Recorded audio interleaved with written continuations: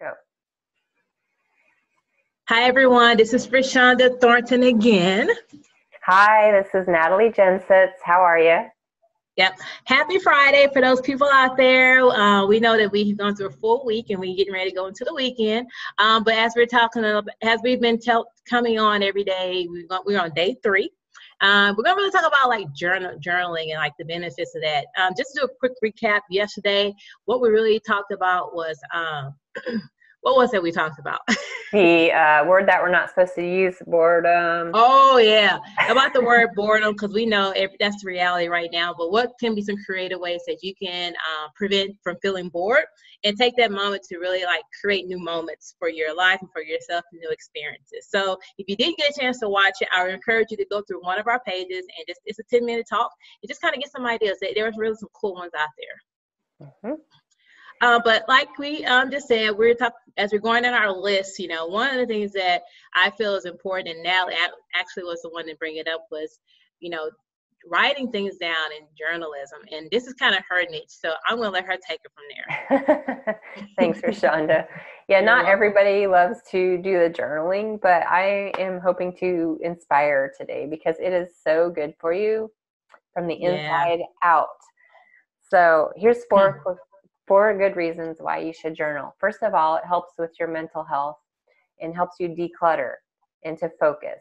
So think about cleaning out the kitchen cabinet or the fridge. You're throwing away the crap, the old food, and taking it out to the garbage to not see it again.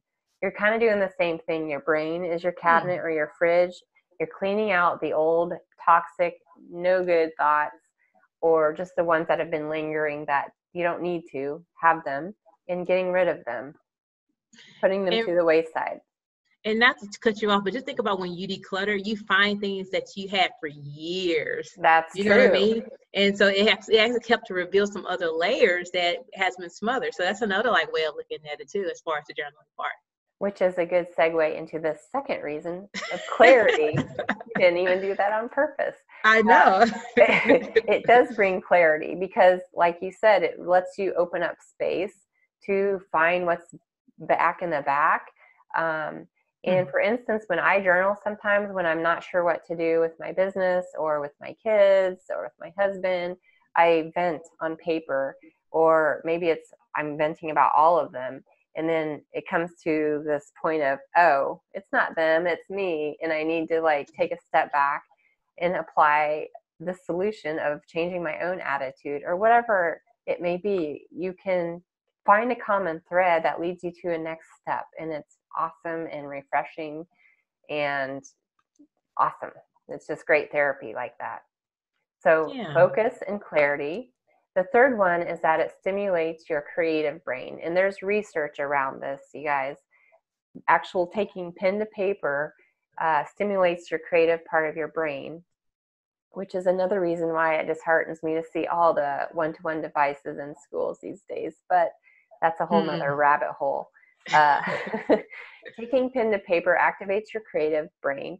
And I hear people say, I'm not creative, blah, blah, blah. And I'm going to say, I don't believe you, because even though you're not creative, maybe in an artistic essence, that doesn't mean you're not creative, right? You can take whatever it is you're gifted at, whatever it is you love, and use it in new ways. And that's what being creative is. Good point. Fourth, journaling will help you remember things. So from one angle, it can help you forget about some things, put them aside, throw out the trash, clean out the cabinet. But if you're wanting to remember something, just like writing your list down, it's more likely to happen when you write it down. Writing your goals down is more likely to happen when you write them down. It's been researched too. It can help you remember things. So the things that you want to remember, you write them over and over again, which is along the lines of affirmations. And I'll talk about that when I give you some prompts to help you get started journaling. But Rashonda, I know that mindset is your thing. And I mentioned the importance of mental health. So tell us more about your how journaling came up with that. Yeah, thank you. And actually, before I go there, it's two things that popped up in my head when you were talking about writing helping you to remember things, think about like when you create a business plan, being able to write it down helps you to kind of stay focused on your mission and what your goal is. Or taking it a step further, what about when people are having more of the visionary boards? You're putting it out there. You may not be physically writing, but you're putting it out there to where you can remember what is your purpose, what is your goal, what are you striving for? Because if we just kind of let it sit here, it's going to get pushed back with so many distractions and unexpected events. So I think writing it out just makes it permanent. It makes it solid. So I think that's great examples when it comes to journaling. Some of the benefits, especially with some of the clients I work with, because even though I'm a dietitian, I work with people with their mindset, because it's all about how we look at things, how we interact with things. So the mental component is a big piece. And so when you're journaling, it actually helps in stress management. I always tell people, when you're writing things down, sometimes it helps you to problem solve. You're able to kind of take everything down, lay it in front of you, and just kind of process it through. And instead of just looking at these as all these different problems I have, look at these as opportunities to solve some of these problems, because that's how you're going to be able to move forward. Another thing is that it's release. When I talk about stress management, it's emotional release, because it allows you to just kind of, again, it gets things out similar to the problem piece, but you're also recognizing that you're also focusing on yourself. You're not writing about, your kids. You're not writing about your best friend. You're solely writing about you. So this entire time that you're journaling, it's that self-care moment. It's that moment you're just putting everything, you just carving out space and time for you. So I think looking at it too in that way, it allows you to focus on yourself, and sometimes somehow it helps to alleviate some of the stress, at least to decrease it, because you're not worked up thinking about everyone else, all of the big list of things you have to do. You're pausing then in the moment. And another thing, this is very similar when it comes to stress management. You're releasing, you're problem solving, and it gets those negative thoughts out. And I think especially in these times, it's okay to think about, we have times anxiety, frustration, fear, unknownness, things in the unknown right now. So writing that down, be okay with that. Let all of that come out. Let it come out so it doesn't build inside of you and reflect in other ways in your life. When it comes to our health, our mental health, our physical health, stress plays a big role in how to respond to different things. So let some of those things out and acknowledge some of the things that are happening, but just know this is a therapeutic moment. Definitely. Thanks, Rashonda. Those are great points. And I love the idea of how writing it down makes you really focus on your thoughts, because otherwise they're kind of bouncing around. But if you have to write them, you're getting out what you need to get out. So that's a good point. Yeah. I want to give you 4 ways to consider journaling over the next 27 days now. So first of all, the main thing I've been talking about is doing the free writing. So that is just spewing on paper what it is that's on your mind. There's no editing. There's no fancy, neat writing necessary. Just write. And then the affirmations is the second way. So what is it that you're wanting to achieve?